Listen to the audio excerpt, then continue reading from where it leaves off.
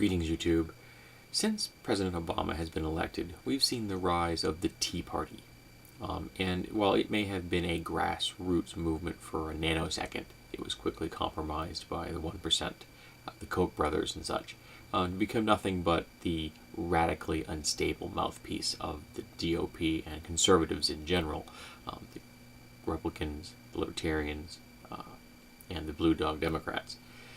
And it really is I see it as the brown shirt division of conservatives in America.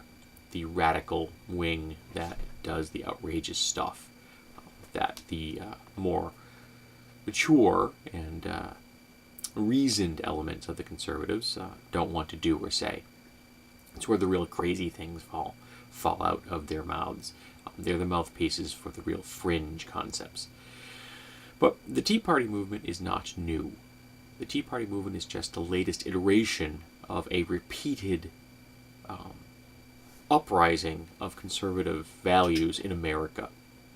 And during the Johnson administration, it was the John Birch Society.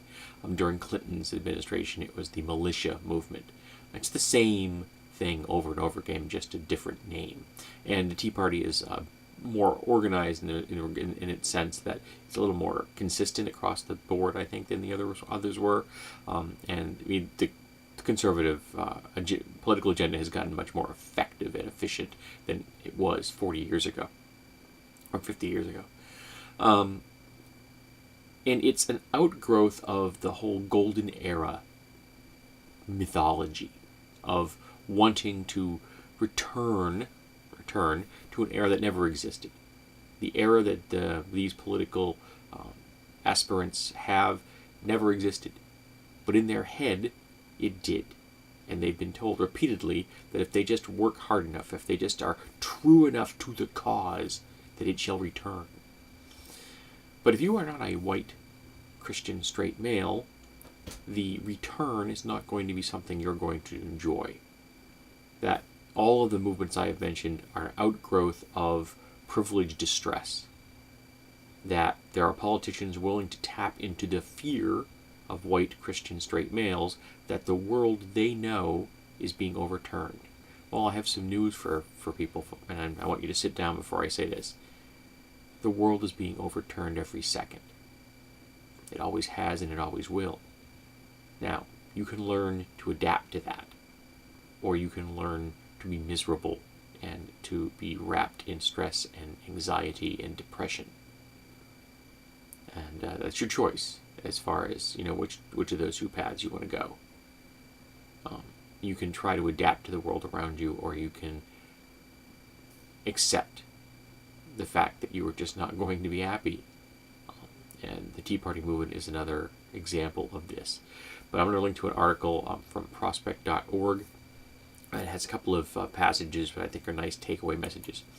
It's not just that these culturally threatened folk embrace their politics like it's a religion.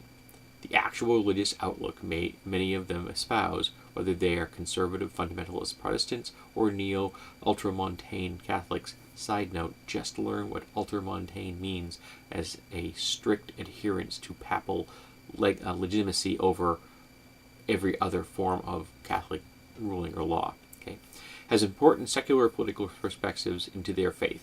They've managed to identify obedience to God with the restoration of pre-mid-20th century culture and economics, and consequently tend to look at themselves as the contemporary equivalent of the Old Testament prophets, calling a wicked society to account before all hell literally breaks loose.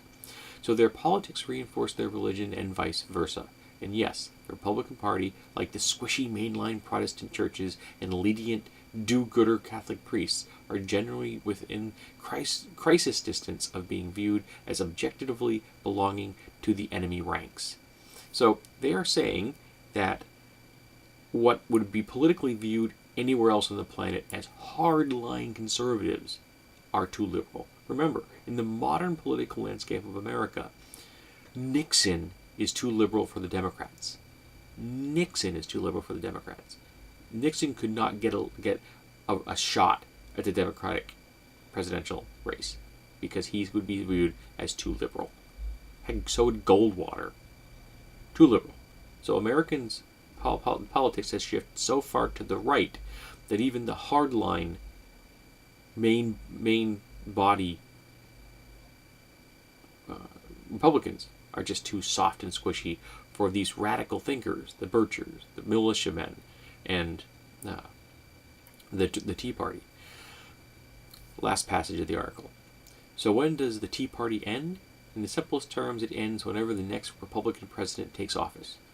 When that happens, there will be no more government shutdowns, no more cries of Washington tyranny, no more debt ceiling standoffs, no more Republican obsession with deficits. The tricorner hats will be put away, but the fears and resentment that created and sustained the Tea Party will fester, waiting until the next Democratic president to burst out, and it will begin all over again.